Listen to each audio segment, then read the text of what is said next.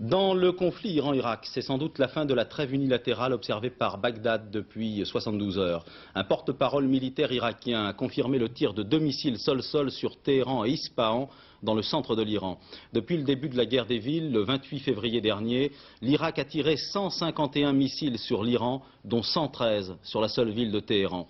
Vous allez voir que sur place, la lassitude l'emporte sur toute velléité de révolte. Reportage pour Antenne 2 de Patricia Coste et Jean Corneille. Téhéran, alerte rouge à la télévision, un missile est annoncé.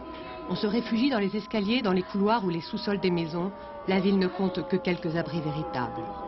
Devant des étrangers et surtout devant la caméra, personne n'osera prendre position contre la guerre. Le nationalisme iranien est fort, encore plus fort, la peur d'aller à l'encontre de la propagande officielle.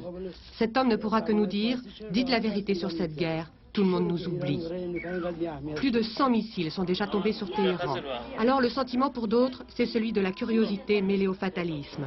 On calcule. Entre le début de l'alerte et la chute du missile, il faut compter 2 à 3 minutes. Le bruit sourd est entendu par toute la ville.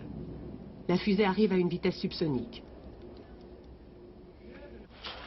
200 kilos d'explosifs dans la tête du missile. Le cratère n'est pourtant pas énorme. Les dégâts sont surtout dus à l'effet de souffle. Ici, c'est une crèche qui a été dévastée. 3 enfants sont morts. La précision du tir est approximative, 3 km environ. La population est comme frappée de stupeur devant cet engin tombé du ciel. Elle est tenue à distance par des équipes de secours extrêmement efficaces. Dans un silence oppressant, seul un cri s'échappe. Honte aux droits de l'homme, honte aux droits de l'homme. L'Iran se prétend oublier des organismes internationaux des droits de l'homme. En France,